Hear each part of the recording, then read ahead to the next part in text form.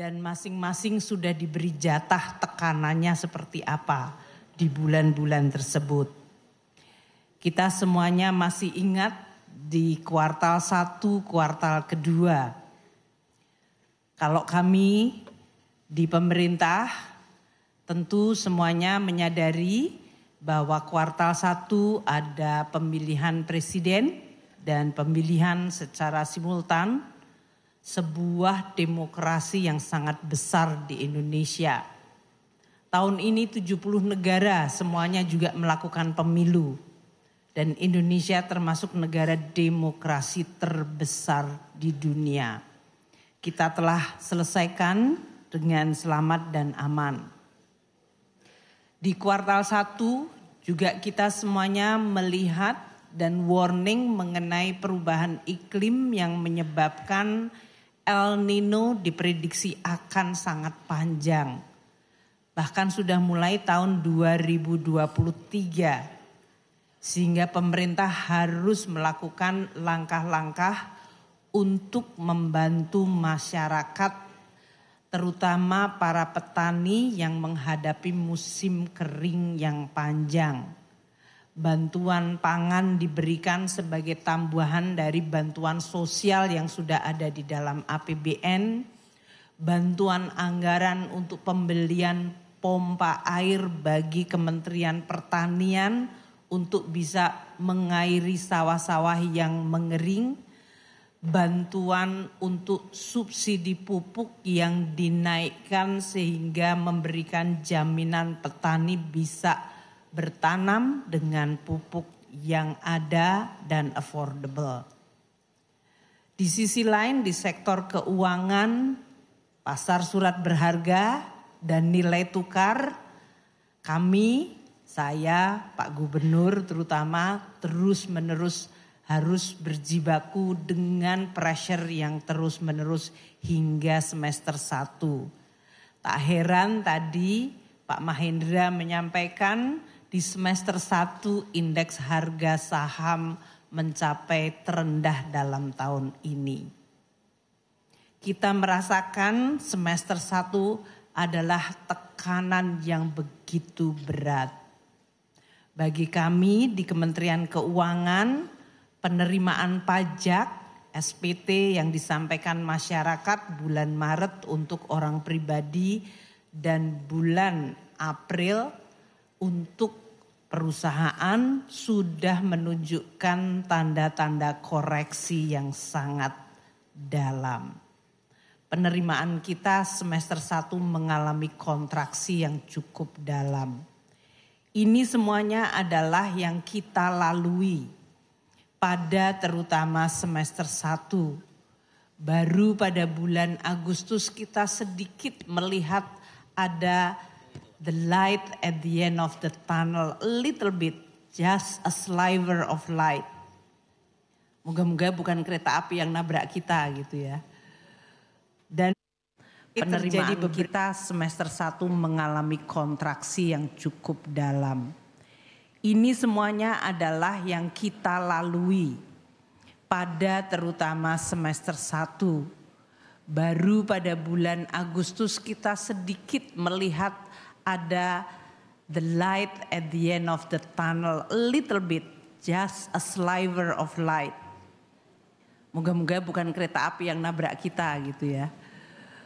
Dan memang mulai terjadi beberapa perbaikan, namun kemudian episode dunia diambil alih oleh peristiwa politik. Baik itu yang terjadi di Timur Tengah maupun hasil pemilu di Amerika Serikat yang menimbulkan dampak terhadap apa proyeksi yang akan terjadi terhadap perekonomian terbesar di dunia yaitu Amerika Serikat. Kita 2 minggu yang lalu disuguhi dengan drama kemungkinan Amerika bisa default karena tidak ada kesepakatan mengenai APBN-nya. Kita lihat banyak drama negara APBN tidak disepakati menyebabkan pemerintah menjadi berubah. Dari mulai Perancis, Perdana Menteri harus resign 2 kali. Inggris yang terjadi perubahan pemerintahan. Di Jerman hari ini tekanan sangat tidak mudah karena faktor APBN. Oleh karena itu Bapak Presiden menyampaikan kepada saya untuk disampaikan di forum yang baik mengawali tahun 2025. Beliau untuk pertama kali seorang presiden datang ke Kementerian Keuangan mau lihat tutup buku APBN-nya. Mungkin beliau juga ingin lihat berapa uang akhirnya yang ada di sana gitu. Namun kunjungan beliau itu luar biasa karena itu adalah kunjungan kerja, bukan kunjungan seremonial. Sehingga kami bekerja seperti biasa menutup tahun anggaran dan kemudian beliau hadir bahkan berinteraksi secara langsung dengan kami semua, dengan seluruh pejabat dan memberikan arahan. Tentunya karena itu adalah sekitar jam 4 sore hingga maghrib, kami menyampaikan kepada Bapak Presiden situasi pelaksanaan APBN 2024. Dan saya diminta Presiden untuk menyampaikan agar kabar yang saya sampaikan kepada Presiden atau laporan yang kami sampaikan kepada Presiden bisa di-share sedikit karena kabarnya baik. APBN alhamdulillah 2024 kita tutup dengan jauh lebih baik dari apa yang kami laporkan pada semester 1 di DPR dan di Kabinet.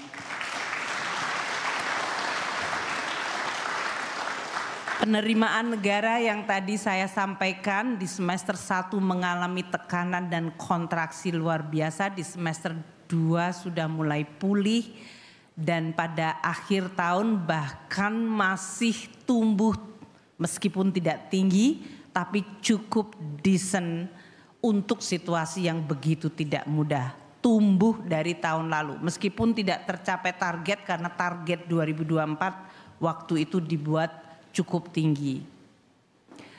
Belanja pun tahun 2024 melalui APBN dilakukan banyak belanja selain yang direncanakan dan belanjanya cukup besar seperti untuk pemilu, pilkada, untuk pembangunan IKN yang cukup diakselerasi, untuk tambahan bantuan-bantuan sosial di dalam rangka menangani El Nino, termasuk belanja untuk ketahanan pangan seperti pupuk, pompa air, sehingga belanja atau APBN turut memitigasi dampak dan tekanan di dalam masyarakat. Oleh karena itu belanja tumbuh tinggi di kementerian lembaga, bahkan tumbuhnya double digit dan keseluruhan tumbuhnya melebihi dari 6%. Saya belum bisa menyampaikan karena harusnya press conference nanti di Kementerian Keuangan. Namun karena diinstruksikan Presiden jadi harus sedikit di-spill pada pagi hari ini. Saya mulai harus memilih mana yang harus saya spill dan saya harus tunggu untuk press conference kami nantinya. Namun saya sampaikan defisit APBN 2024 mendekati undang-undang APBN awal. Ini adalah hasil yang luar biasa. Lebih kecil, jauh lebih kecil dari laporan semester yang waktu itu diprediksikan 2,7. Jauh lebih kecil. Artinya APBN kita tutup di tahun 2024 dengan relatif sehat, aman, dan itu menjadi bekal yang kuat untuk memasuki 2025. Kami memahami bahwa mengelola ekonomi bukan tanggung jawab satu institusi apalagi satu orang. Oleh karena itu pemerintah berterima kasih kepada seluruh komponen Bank Indonesia, OJK, LPS, dan kami sendiri di Kabinet. Terima kasih Pak Rosan dan Pak Budi untuk hadir pada pagi hari ini untuk menunjukkan spirit yang selalu Bapak Presiden sampaikan.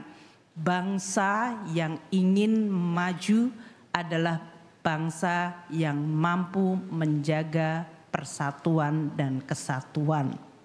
Tidak ada bangsa maju kalau konflik terjadi terus-menerus, baik di level elit maupun di level akar rumput.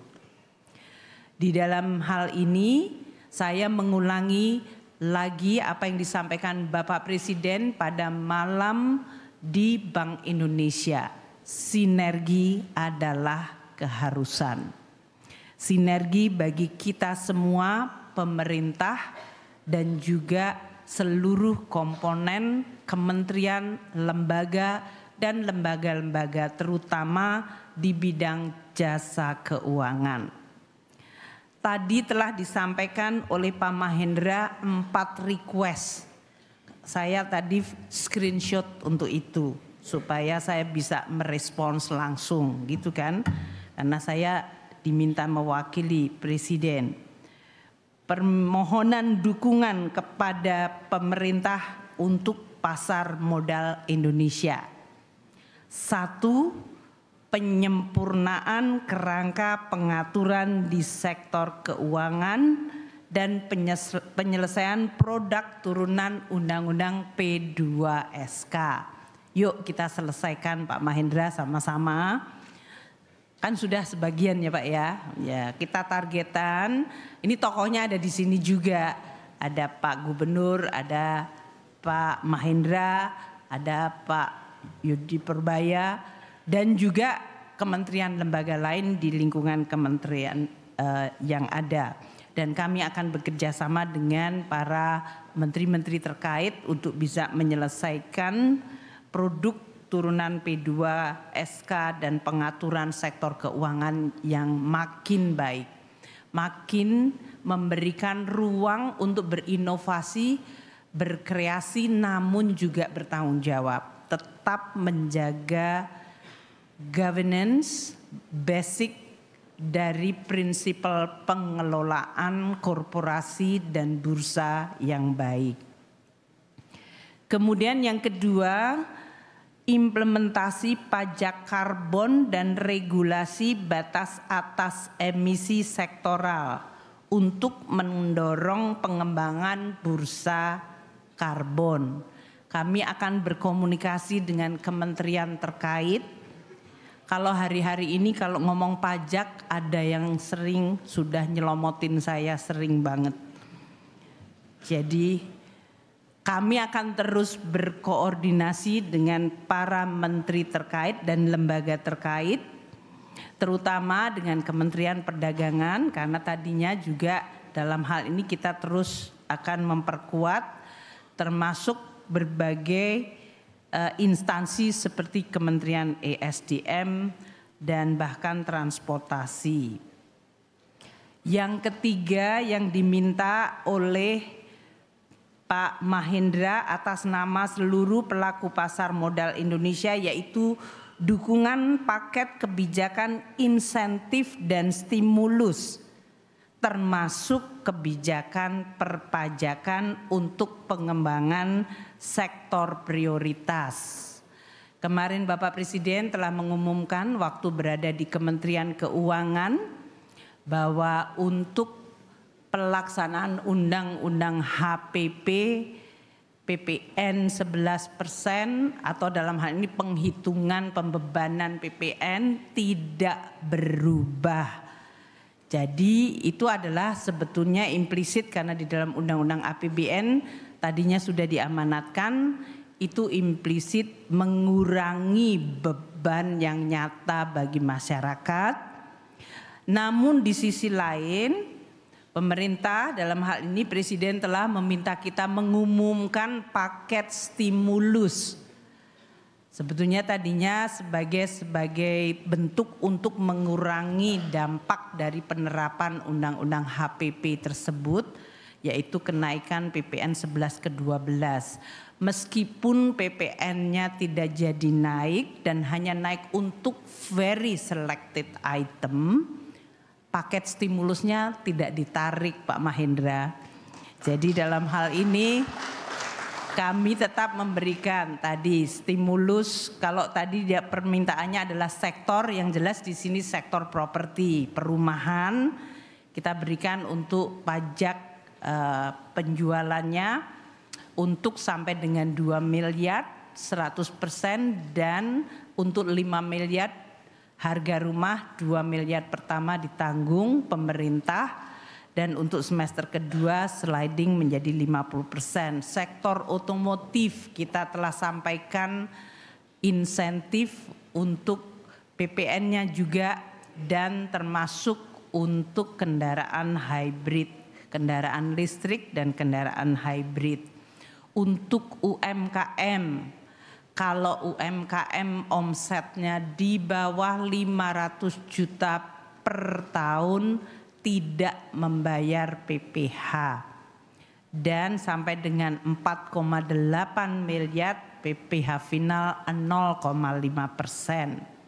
Kami juga memberikan dukungan untuk masyarakat banyak, diskon listrik 50% untuk pelanggan di bawah 2.200 VA. Itu artinya sudah hampir 94% seluruh pelanggan di Republik Indonesia mendapatkan diskon.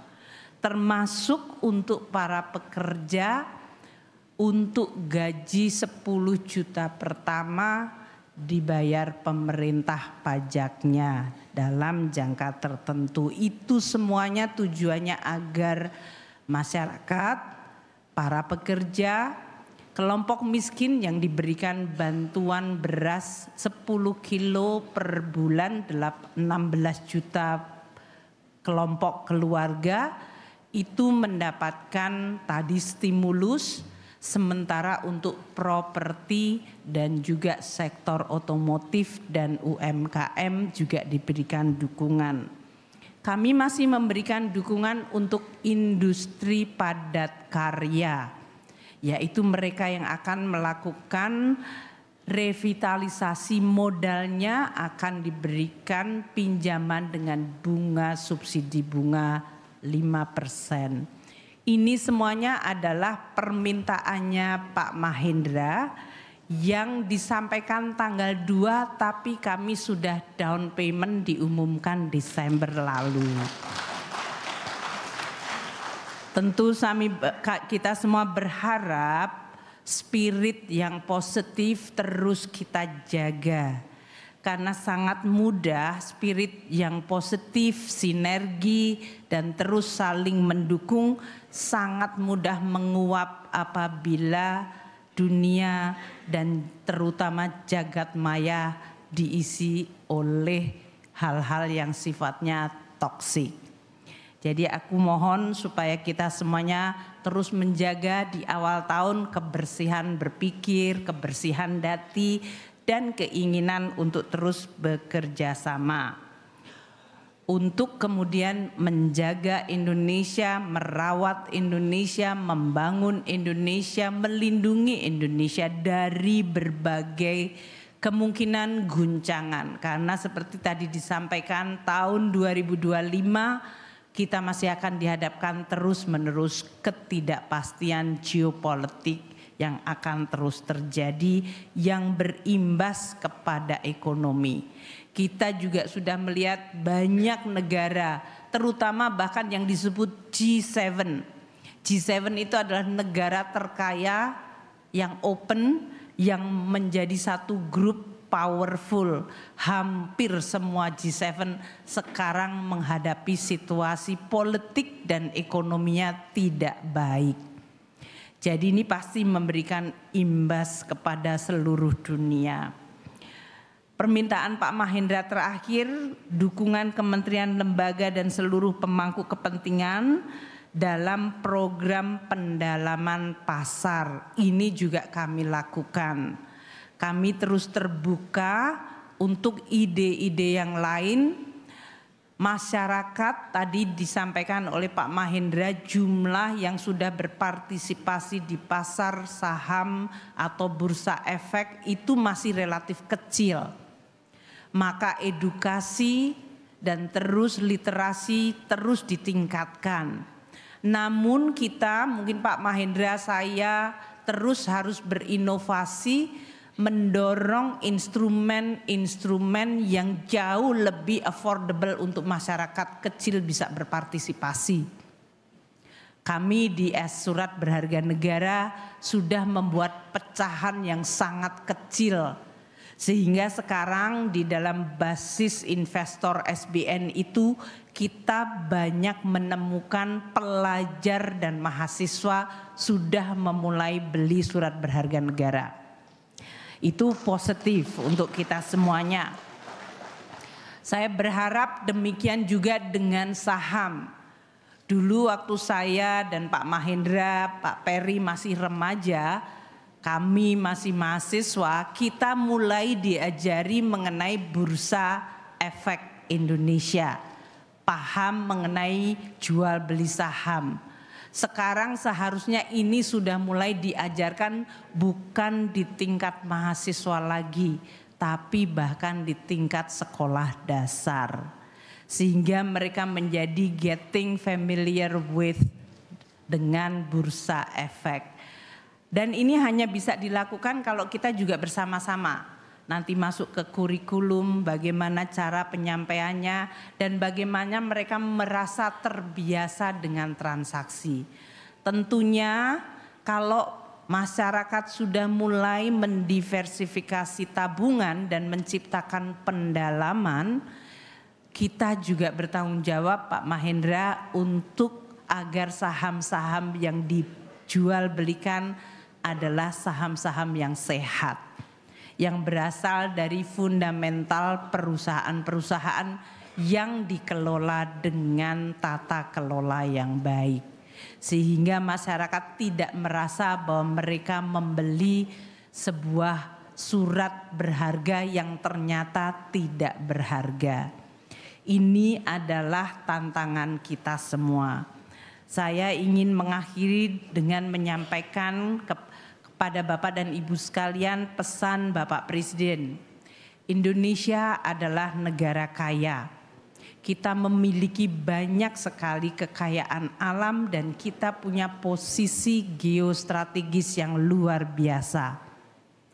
Dengan kekayaan negara dan amanat para pendiri bangsa kita untuk terus mengelola perekonomian Indonesia dengan azas kekeluargaan, itu artinya kita harus terus peka terhadap kesejahteraan seluruh rakyat Indonesia.